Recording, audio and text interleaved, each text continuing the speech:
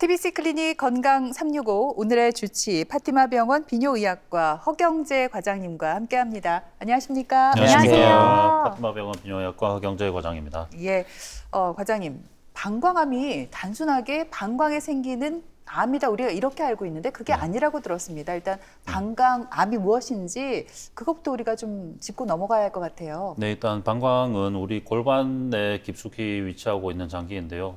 방광의 주요 기능은 소변을 저장하고 배출하는 기능을 하고 있고 특히 방광암이라는 것은 방광에 생기는 암이기도 한데 구체적으로 얘기하자면 우리 요로상피세포라는 우리 방광 점막에 발생하는 암이고 방광에 소변이 저장이 돼 있으면 주로 소변이 접촉하는 방광 점막에 있는 요로상피세포에 발생하는 조직학적으로 요로상피세포암이 방광암이 되겠습니다. 그러면 우리가 흔히 알고 있는 방광암은 요로상피세포암이라고 이제 생각하면 되겠네요. 네네. 저 과장님 지금 처음 말씀하셨는데도 머릿속에 콩팥부터 시작해가지고 네. 막 지금 막 그려지고 있거든요. 진짜요? 과장님 콩팥에 보면 이제 신우도 있고 그리고 뭐 요관도 있고 네네. 방광이 있고 그 밑에 따라다 보면 또 요도도 있고 오. 이제 입체적으로 그려지는데 네네. 그러면 말씀하신 대로 소변이 여기에 다 이렇게 묻게 되면 닿이게 되니까 당연히 네네. 모든 부분에서 암이 발생할 수 있겠네요. 네, 신우라든지 요관 그리고 방광 그리고 남성의 경우는 전립선 요도 그리고 여성에는 일반 요도와 같이 소변이 지나가는 길에 다 소변에 떠도는 요로상피세포암이 떠돌기 때문에 그런 소변이 지나가는 콩 신우에서부터 요관, 방광 그리고 요도에까지 방광암과 같은 요로상피세포 조직학적으로 요로상피세포암이 모두 발생 가능하다고 말씀드릴 수 있겠습니다. 아, 그러면 만약에 소변을 봤는데 혈뇨가 발생했어요. 혈뇨가 발생하면 보통 비뇨기계 이제 질환을 의심하잖아요. 네. 방광암도 의심해봐야 될까요? 어떻습니까? 네, 방광암의 주요 증상이 유관적 혈뇨 혹은 미세 혈미경적 혈뇨인데요. 일단 혈뇨는 말씀드린 것처럼 크게 두 가지, 유관적 혈뇨, 눈으로 봐서도 심하게 피가 나는 유관적 혈뇨가 있고 소변 검사상 현미경적으로 적혈구가 발견이 되는 현미경적 혈뇨가 있습니다.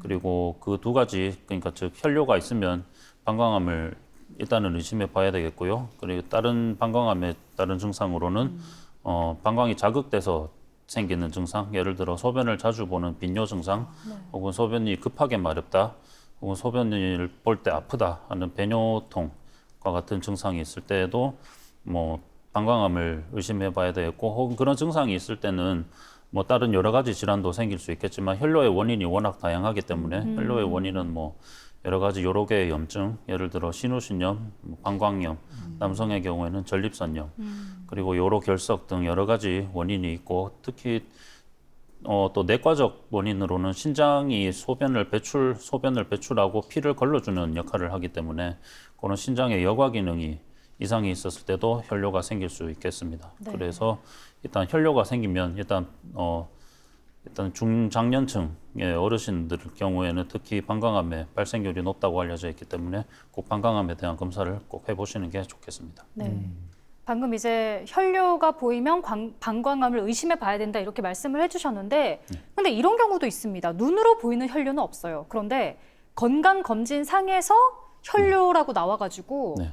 방광암 관련 검사를 받으라는 이런 경우는 뭘까요? 그 소변 검사에도 종류가 여러 가지인데요. 일반 소변 검사에서 피가 발견이 되는, 그러니까 현미경적 혈뇨가 있을 때에도 말씀드린 것처럼 혈뇨의 원인은 여러 가지가 있지만 특히 가장 우려하고 걱정해야 될 것이 비뇨기계암, 뭐 방광암이라든지 신장암 여러 가지 원인이 될 수 있기 때문에 일단 방광암에 대한 검사는 꼭 해보시는 게 중요한데 저희 임상에서 의사들이 이런 현미경적 혈뇨 때문만에 오시는 환자분들이 많이 있는데 다른 증상은 없고 그래서 현미경적 혈뇨만으로 오셨을 때 굳이 꼭 CT나 초음파 같은 그런 방광암과 관련된 검사를 다 해야 하는지 그런 좀 딜레마가 있긴 한데 또 환자분의 연령이나 증상이 있느냐 없느냐에 따라서 다르겠지만 일단 뭐 나이가 젊은 경우에는 뭐 방광암이 뭐 상대적으로 드물긴 하지만 주로 중장년층 그런 남성이나 여성분들 중에 연세가 좀 있으신 어르신 같은 분들 경우에는 꼭 그런 비뇨기계 질환, 비뇨기계암, 예를 들어 방광암과 같은 질환을 꼭 의심해가지고 검사를 해보시라고 꼭 권유를 드리고 있습니다. 네. 현미경적인 혈뇨나 또 유관적으로 봐서 혈뇨가 있거나 아무튼 혈뇨가 많다는 건 암일 가능성이 높다는 거잖아요. 그렇죠. 예, 그렇다면 혈뇨가 한 번이라도 있으면 다 방광암을 의심해 봐야 하는지 또 이런 경우도 있잖아요. 혈뇨가 나오다가 멈췄어요. 네. 그때도 검사가 필요할까요? 그때도 좀 애매하긴 한데 혹시라도 방광암이 있으면 소변에 피가 잠시 멈췄다고 해서 방광암이 없는 것은 또 아니기 때문에 없다고 말할 수는 없기 때문에 또 반대로 또 피가 나온다고 해서 또 다 방광암이라는 건 방광암인 것은 또 아니고 그렇기 때문에 좀 뭐 환자분 케이스마다 좀 다르긴 하겠지만 그래도 피가 나는 경우에는 좀 최대한 저희 뭐 의사들 입장에서는 좀 방어 진료라는 것도 있고 어쨌든 최악의 경우에 대비해서 검사를 해봐야 되기 때문에 방광암에 대해서 예를 들어 정밀 검사를 해본다든지 하는 것도 꼭 말씀을 드리고 검사를 받아봐야 될 필요가 있다고 말씀을 드리고 있습니다. 그냥 지나치기보다는 말씀해 주신 대로 혈뇨가 발생되면 일단 병원을 한번 가보는 게 낫겠네요. 네. 근데 앞에서 특히나 이 방광암은 중장년층 남성들에게 많이 발생한다고 했잖아요. 네. 근데 생각해 보면 우리 뭐 예원 씨도 방광이 있고 있습니다. 그러네. 있겠죠. 이게 있습니다. 있는 생물학적인 거니까. 그렇죠. 저도 있어요. 방광이 있고 다 있는데 있죠. 왜 남성들에게 더 많이 발생을 하는 거예요? 네, 말씀하신 것처럼 주로 중장년층의 남성분에서 방광암의 유병률이 많이 높은 것으로 알려져 있는데요. 일단 남성 대비 여성으로 했을 때 남성분에서 여성보다 한 2.5배 내지는 3배 정도 방광암의 발병률이 높은 것으로 알려져 있습니다. 네. 그 원인으로는 일단 방광암의 가장 큰 원인은 흡연인데요. 오. 담배를 피는 게 가장 큰 원인으로 알려져 있고 예. 아무래도 중장년층의 남성분들이 담배를 좀 많이 피시는 분들이 많기 때문에 그런 게 아닐까라고 생각을 하고 있습니다. 네. 아니 근데 사실 흡연으로 인해서 폐암이 생기는 거는 이해가 되거든요. 네. 바로 이게 직접적인 영향이 가니까요. 근데 사실 폐보다 방광은 한참 아래에 있는데 오. 이게 흡연이랑 대체 무슨 상관이 있어요? 그게 우리 몸이 다 유기적으로 연결이 되어 있기 때문에 일단 흡연을 하게 되면 이런 담배에 들어있는 뭐 벤젠이라든지 타르 같은 발암 물질이 폐로 일단은 흡수가 되게 되겠지만 폐에서 또 폐동맥과 폐정맥이 다 혈관들이 다 연결이 돼 있고 폐정맥이나 폐동맥을 통해서 우리 대동맥으로 또 피를 통해서 순환이 되고 이 대정맥은 또 신장 정맥으로 연결이 돼 있기 때문에 신장으로 그런 소변이 다 연결이 되고 피를 통해서 소변이 다 연결이 되고 콩팥을 통해서 소변이 배출이 되기 때문에 여과를 통해서 신장의 여과 기능을 통해서 그래서 그런 발암 물질들이 콩팥을 거쳐서 여관을 통해서 방광에도 축적이 되기 때문에 흡연이 방광암의 원인이 될 수 있다고 말씀드릴 수 있겠습니다. 예, 정말 담배가 이렇게까지 나쁘다는 생각을 못했는데 다시 한번 일깨우게 되네요. 네. 또 이런 얘기가 있더라고요. 염색 공장에서 일을 한다든지 또 염색을 자주 하게 되면 방광암에 걸릴 가능성이 높다. 이게 맞는 얘기일까요? 네네. 일반적으로 흡연도 방광암의 큰 원인이긴 하지만 또 다른 여러 가지 말씀하신 것처럼 이런 페인트 공장이라든지 염료, 직물 혹은 염색 공장과 같은 곳에 그런 환경에서 일하시는 분들이 또 방광암에 유병률이 높게 나타난다는 연구 결과가 있습니다. 네. 그런 네. 또 타이어 공장 같은 예를 들어 좀 시커멓고 좀 해로운 유해 물질이 많이 배출이 되는 그런 환경에서 일하시는 분들도 방광암에 좀 유병률이 높다고 알려져 있어서 그런 화학 물질, 그런 독성 물질로 인해서 흡입으로 인해서 방광암에 또 원인이 될 수 있다고 하겠습니다. 네. 근데 저 같은 경우에도 주기적으로 염색을 좀 하거든요. 염색해도 방광암의 위험이 높나? 이것도 뭐 일종의 화학 물질이니까. 네. 예.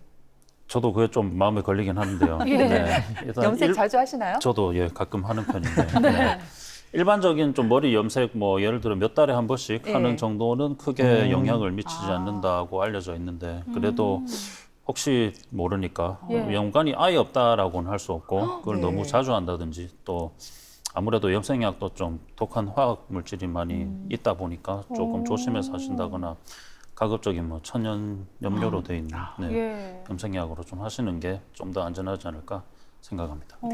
조만간 머리 색깔 한번 바꾸려고 했는데 고민을 좀 해봐야 되지 않을까 싶고요. 실제로 여성들은 방광염을 겪는 분들이 좀 많고 남성들은 방광 옆에 이제 전립선염을 겪는 분들이 많은 걸로 알고 있습니다. 이런 염증들이 좀 오래도록 지속이 되면 이게 암으로 발전할 가능성이 있을까요? 엄밀하게 말하면 염증과 암은 완전 다른 별개의 질환인데요. 근데 다른 병에서 사실 염증이 바로 암으로 바뀌었다 이렇게 말하기에는 좀 어려운데 그래도 좀 최근 연구 결과에 따르면 만성 방광염 그러니까 방광 점막에 염증이 오래 지속이 된다든지 네. 또 다른 연세가 많아가지고 뭐 당뇨라든지 다른 기저질환이 많으시고 전신 상태가 좀 안 좋으신 분들 방광염이 아주 몇 년 수년 동안 지속이 되면 그게 또 악성으로 변한다는 연구 결과도 있기는 합니다. 그리고 특수한 암들 중에서 방광 자극 증상이 있는 경우도 있고 예를 들어 소변이 너무 자주 마렵다든지 그런 증상이 또 있는 분들도 있기 때문에 그런 경우 또 방광염이나 전립선 치료를 했는데 잘 반응이 없고 잘 안 듣는다. 그런 경우에는 또 방광암을 의심해서 검사를 하고 정밀 검사를 진단을 해보는 게 중요하겠습니다. 방광암 진단할 때 네. 내시경을 이용한다고 알고 네네. 있거든요. 네네. 근데 과장님 위나 뭐 장은 뭐 내시경이 워낙 또 흔하기도 하고 그렇죠. 저희도 마음이 준비가 되어 있는데 그렇죠. 요도는 상대적으로 굉장히 좀 민감하기도 하고 좁은데 네네. 너무 아프지 않을까요? 예. 많이 아플 수 있죠. 일단 근데 남성분이랑 여성분이랑 좀 다르긴 한데 일단 먼저 기본적으로 말씀드리면 일단 방광암 진단 검사에는 CT나 초음파 검사가 꼭 필수적이고 또 CT에서 방광의 종물이 발견이 되었을 때 방광 내시경이 또 필수적인데 내시경이란 말 그대로 요도를 통해서 내시경을 삽입을 해서 방광 안에를 관찰을 하고 종양이 있는지 어떤 모양인지 크기는 어느 정도인지 검사를 하는 검사이고 아무래도 요 내시경이 예전에는 좀 쇠로 된 아주 딱딱한 쇠막대기 형태로 되어 있는 내시경밖에 없었어 가지고 수년 전만 해도 아주 특히나 남성 환자분들 검사를 할 때 또 남성 환자분들은 전립선도 있고 해서 요도가 좀 길고 한데 여성분들은 요도가 짧아서 크게 네. 통증이 심하진 않지만 남성 환자분들 같은 경우에는 그런 굵은 쇠막대기를 요도에 삽입을 해야 되다 보니까 옛날에는 외래 진료실에서 좀 비명 소리가 났겠어요. 예.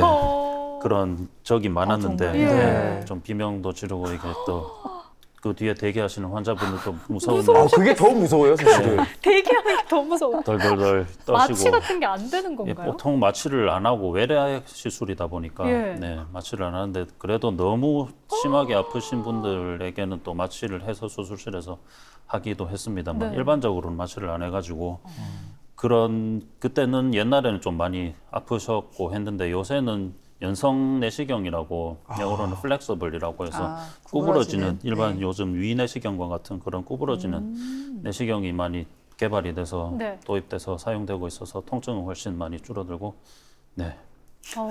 그런 장점이 있어서 요새는 그런 연성 내시경으로 많이 검사를 하고 있습니다. 예전보다는 확실히 통증은 그러면 덜하다는 그렇죠. 거죠.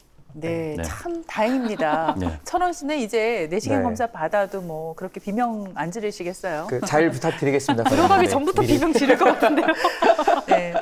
사실 이 암이라는 게 어느 정도 진행됐는지 그 병기에 따라서 치료 방법이 결정되잖아요. 네네. 그러면은 방광암의 경우에도 이런 진단 검사로 방광암의 병기를 확인할 수 있겠습니까? 네네. 일단 방광암의 병기는 뭐 다른 암과 마찬가지로 1기에서부터 4기도 있고 그리고 방광암은 좀 특이하게 1기보다 더 얕은 암, 그러니까 더 초기인 A기라는 기수도 A? 있는데요. 아, 일단 그리고 방광 일단 내부 구조를 보시면서 들으시면 더 이해가 빠르겠습니다만 방광 내부 구조가 일단 방광 안쪽에 소변이 머무르는 가장 방광 점막에서 가장 얕은 층, 방광 점막층이 있고 그보다 깊은 층인 방광 점막 하층 그리고 그보다 깊은 층인 방광 근육층이 있고 근육층을 넘어가서는 방광 근육을 싸고 있는 지방층이 있는데 일단 A기는 아주 점막층에만 있는 아주 얕은 초기암이고 1층은 점막층에 있는데 점막층에서도 얕은 점막층과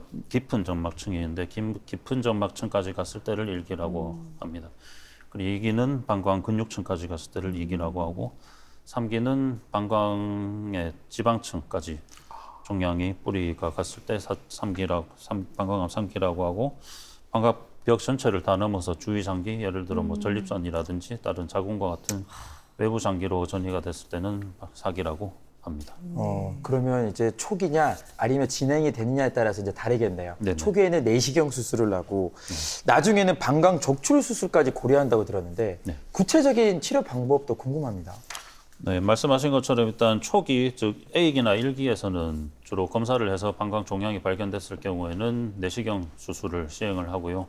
이 내시경 수술은 방광 내시경이랑 원리는 똑같습니다. 요도로 내시경을 삽입을 해서 어떤 레이저 혹은 지열 레이저가 장착된 그런 루프로 되어 있는 수술기구로 방광 종양을 도려내고 끌어내서 종양을 제거하는 겸 조직 검사를 나가는 수술이고요. 일단 요도를 통해서 하기 때문에 피부를 째거나 하는 게 없어서 네. 환자분의 수술 회복도 빠른 그런 간편한 수술이고 다만 마취는 시행을 해야 됩니다. 전신 마취 혹은 하반신 마취를 해야 되고 일단 그 수술의 결과에 따라서 일단 1기, 2기라는 기수도 일단 검사를 하고 수술해서 조직 검사가 방광암이 나왔을 때 일단 기수를 정할 수 있는 건데요. 만약에 수술을 해서 2기 혹은 도려냈을 때 그 방광 종양의 뿌리가 어디까지 갔느냐에 따라서 1기, 2기 혹은 3기로 또 나눌 수 있는데 수술을 해서 그 방광 근육층까지 종양이 침범을 했다. 그럴 경우에는 2기라서 그때 2기부터는 원칙적으로는 치료 가이드라인 상으로는 방광 전체를 다 떼내는 적출술을 시행하도록 권고를 하고 있습니다. 검사상으로 임상적 병기입니다. 임상적 병기와 병리학적 병기가 또 다른데 임상적으로 일단 3기가 확인되었을 때는 먼저 다른 예를 들어 다른 데로 또 임파선이라든지 다른 골반의 방광 주변의 임파선으로 전이가 또 동반돼 있거나 그럴 경우에는 먼저 항암 치료를 먼저 시행을 해서 임파선에 있는 전이돼 있는 부분을 좀 더 없애고 수술 전에 그러니까 항암 치료를 먼저 시행을 한 다음에 암세포의 크기를 줄여서 방광을 다 떼내는 수술을 시행할 수도 있고 아니면 바로 항암 치료 없이 방광을 다 떼내는 전적 수술을 시행할 수도 있습니다. 그리고 방광암 4기에는 보통 아마 수술이 좀 힘들거나 어려운 경우가 많아서 왜냐하면 다른 장기로도 다 전이가 돼 있고 그런 좀 심각하게 좀 진행이 돼 있는 경우가 많기 때문에 그럴 경우는 수술이 어려운 경우가 많고 환자분 연령이나 여러 가지 전신 질환을 고려해서 항암 치료를 하실 수 있는 컨디션이 되겠다라고 생각이 되면 일단 항암 치료를 많이 시행을 하는 편입니다. 네, 앞에서 초기 방광암은 내시경 수술을 한다고 하셨는데 네.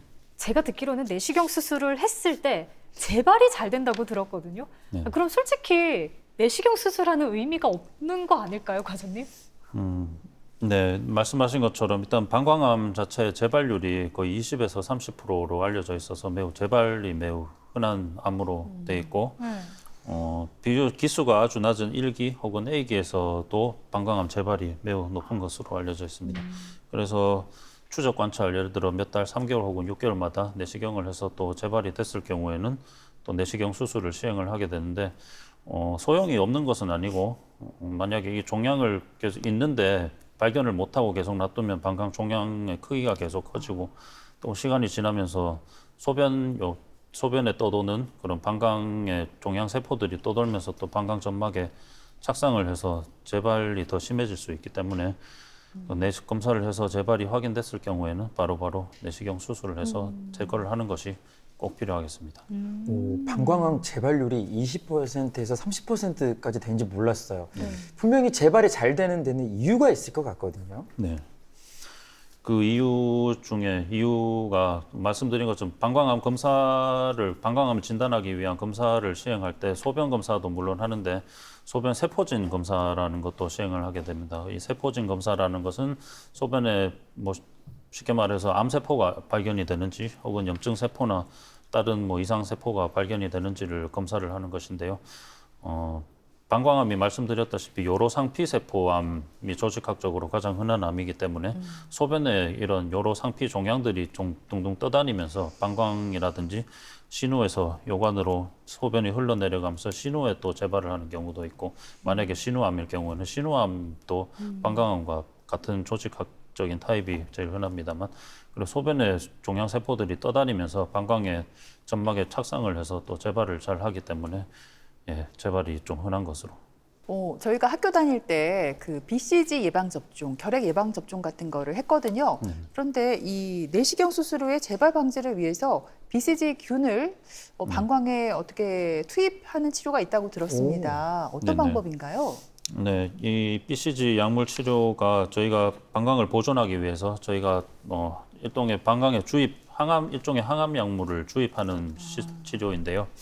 일단 이거를 방광 내 BCG 약물 주입 요법이라고 하고, 이것은 말씀하신 것처럼 우리 어렸을 때 불주사 맞은 그 BCG랑 똑같은 성분을 일단 사균 처리를 해가지고 잘 처리를 해서 우리 몸에 유해하지는 않으면서 그런 면역 염증 반응을 일으킬 수 있도록 처리를 한 물질을 써서 그걸 소변줄을 통해서 방광에 주입을 하고, 그래서 그 방광 내에 있는 방광 종양세포를 와 면역 염증 반응을 일으켜서 방광암의 재발을 막고 전이도 좀 억제를 시키는 그런 효과로 많이 치료를 하고 있는데, 이 치료는 뭐 2기나 3기 이럴 때는 치료를 할 수가 없고, 당연히 초기일 때, 즉 예를 들어 뭐 상피내암 혹은 1기 그 점막층까지만 침투가 돼 있는 그런 방광암의 경우에 그런 시행을 하고 있습니다.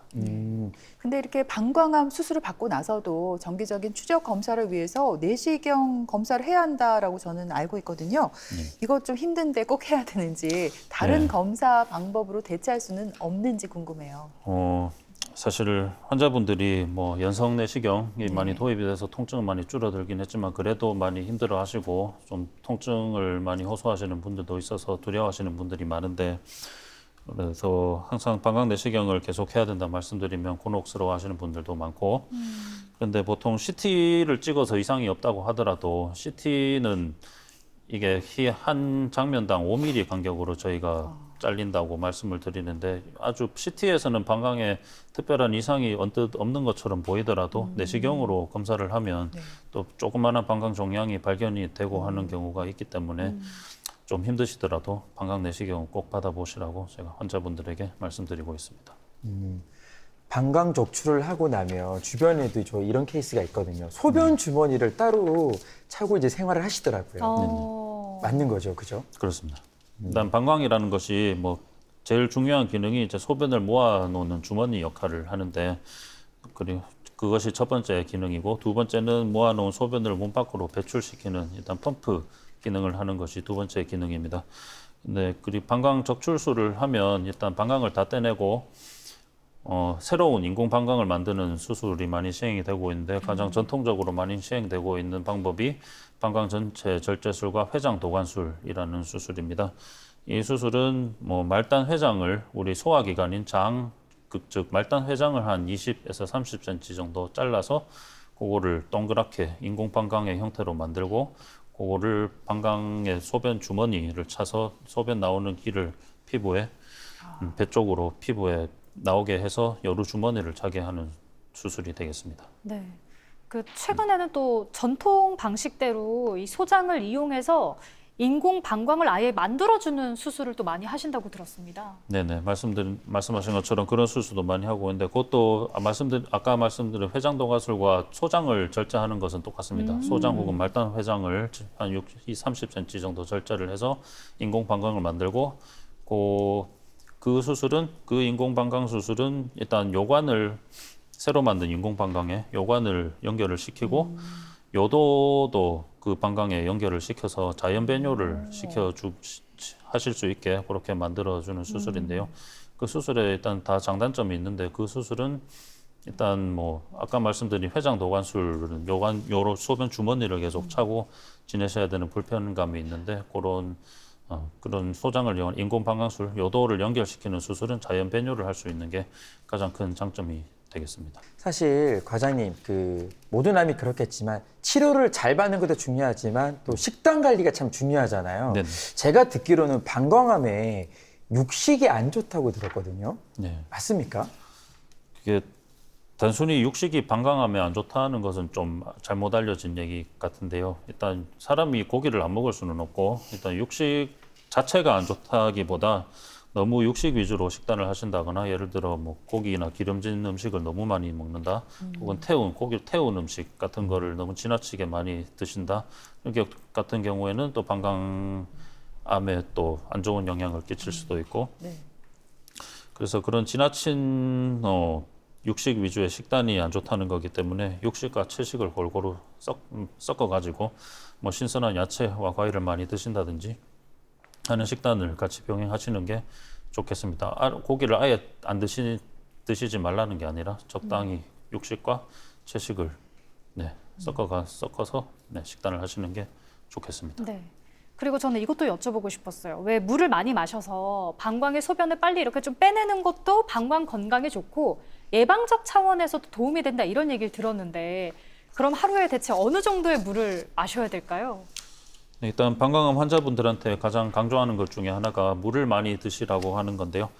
이유는 발암 물질이 소변에 정체돼 있을 경우에는 또 방광에 또 점막에 달라붙어서 방광 종양의 재발의 위험성이 커지기 때문에 그러면 당장에 뭐 치료를 할 때는 예를 들어 BCG 약물 치료를 넣을 때는 뭐 효과가 있겠지만 또 집에 가서 또 딸이 할 방법이 있기 때문에 평소 일상생활에서 물을 많이 드셔가지고 방광에 있는 안 좋은 그런 종양세포라든지 안 좋은 물질을 자연적으로 빼내기 위해서 그렇게 물을 많이 드시라고 말씀을 드리고 있습니다. 그리고 수분 섭취는 일반적으로 성인에게 있어서는 하루에 1.5에서 2리터 정도를 드시라고 권장을 하고 있고 다만 고령이시거나 고령이셔서 심장이나 신장 기능이 안 좋다 하는 분들의 경우에는 너무 드시면 또 신장에 콩팥이나 여러 가지 순환 기능에 무리가 가기 때문에 조금 그것보다는 좀 적게 드시라고 말씀을 드리고 있습니다. 네. 오늘 이 방광암과 함께 여러 가지 치료 방법을 말씀해 주셨는데요. 끝으로 우리 시청자들에게 드리고 싶은 말씀이 있다면 전해 주실까요? 네, 일단 방광암의 가장 큰 원인이 흡연이고 담배 피는 거기 때문에 일단 담배를 끊으시는 게 제일 좋고 최대한 줄이시는 게 좋겠습니다. 그리고 육식이라든지 너무 기름진 식단은 좀 피하시고 신선한 야채와 과일 그리고 건강한 생활 습관 예를 들어 규칙적인 운동이라든지 물을 충분히 마신다든지 하는 그런 건강한 생활 습관을 가지셔가지고 방광암을 예방하시는 게 좋겠습니다. 네. 저는 오늘 과장님 말씀 들으면서 다시금 느꼈습니다. 건강검진의 중요성을 다시금 느꼈고요. 이게 또 겨울철에는 물을 여름보다는 잘 안 마시게 되는데 그래도 여러분 하루 적정량의 수분 섭취는 필요하다는 거 기억해 주시면 좋겠습니다. 그리고 무엇보다도 이 건강한 또 식습관이 참 중요하잖아요. 특히나 콜라비나 배, 바나나 또 항산화 물질이 많이 든 음식을 먹으면 방광암에 좋다고 하니까 잘 챙겨 드시면 좋겠습니다. 방광을 방관하지 맙시다. 와, 명언인데요? 기억에 남는 멘트 마지막을 해주셨어요. 네, 지금까지 이 시간 도움 말씀에 비뇨의학과 허경재 과장님과 함께했습니다. 오늘 말씀 잘 들었습니다. 감사합니다. 고맙습니다.